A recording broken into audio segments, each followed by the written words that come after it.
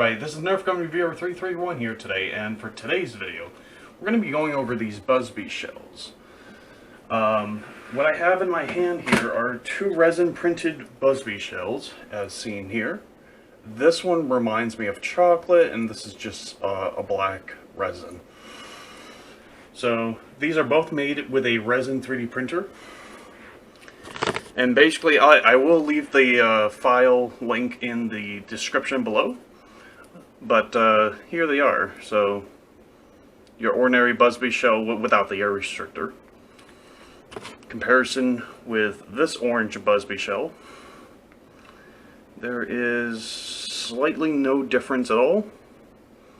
Except the black one seems to be a tad shorter or a tad taller than the other. Now, with the original Buzzbee shell, these Buzzbee shells didn't perform very well along with other darts. They didn't get along well with other darts because of the peg inside and the fact there's hardly any hole for air to go through and push the dart out, which made loading streamlines virtually impossible. Fast forward a couple years later, and then you have Buzzbee shells that are 3D printed. This is made from an FDM 3D printer, I guess, or maybe it's like FFF printer. But it uses filaments on a spool to essentially like a heated glue gun. So like a plug-in glue gun, you spew glue in and glue comes out. Same general idea of how the process works. But these Buzzbee shells, these were printed with a 3D printer. As you can probably tell, there's a lot of string left over. Little rough spots in other places. But these Buzzbee shells that are 3D printed work even better than the originals. And one thing I do want to talk about is, why am I so interested in shell-fed blasters? And I guess there's a couple of points for me. One, it provides realism. Two, it's a nice cosmetic feature, although it kind of sucks at the same time because you got to pick up the shells after you're done, and then put the darts back in, and then repeat cycle. But for me, it seems more intriguing to have a shell-fed blaster, like a turret, Buzzbee turret, or a Nerf Shell Shock or Shell Strike or whatever. It was like one of the newer shell blasters, or even a trilogy would be even cool. Sledgefire, etc. Now, my example is the Buzzbee Double Shot, because the Buzzbee Double Shot has always been a classic for me, a perfect nostalgic classic. And the reason behind it is not only is it shell fed, but it resembles a shotgun. So I think, oh, shells, shotgun should work.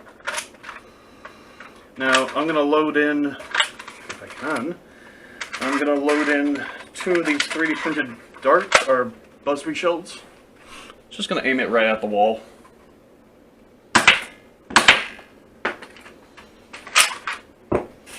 And the way that the shells eject is also just really intriguing for me, how they figured that one out. To show no difference, I'm going to load two resin shells. Now, the resin shells I like better because they produce more high quality prints. And they're just easier to work with. Now, the one thing I do not like about them is they're too perfect, I guess. Dart just popped right out. Although some of these resin shells are hit and miss. This one doesn't seem to wobble out. And let's see, do a little wobble test. Okay. Two resin shells. So I like realism. I like the fact that these shell blasters can eject the shells or in some orderly fashion. The rapid fire tech was also another good one of mine. Don't have it anymore. That one didn't shoot. So the kind of pros and cons with these 3D printed shells. Obviously, the biggest pro is you can mass produce these if you have the capability or the 3D printer for it. As soon as you But the other downside of this is with 3D printing Buzzbee shells, for me at least, some of these resin shells, as you can probably tell, either have the dart stuck in all the way, and the dart doesn't come out, or you have shells that if you have the slightest amount of wobble, or like if the dart is barely in, it will not stick inside the shell and it will not come out. Or it will come out and just ruin your shot. But for me, Buzzbee shells, I guess the other part of it is Buzzbee shells and the Buzzbee blasters have always been around in my childhood. I just love it. I love the fact that that I didn't show. I just like the fact that that Buzzbee has made a bunch of these blasters that are shell fed. That's very intriguing, and I like the idea.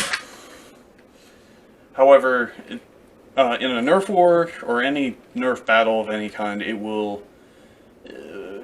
probably be a very bad point to have shell-fed blasters, because then you have to either retrieve the shells or put them in a dump pouch.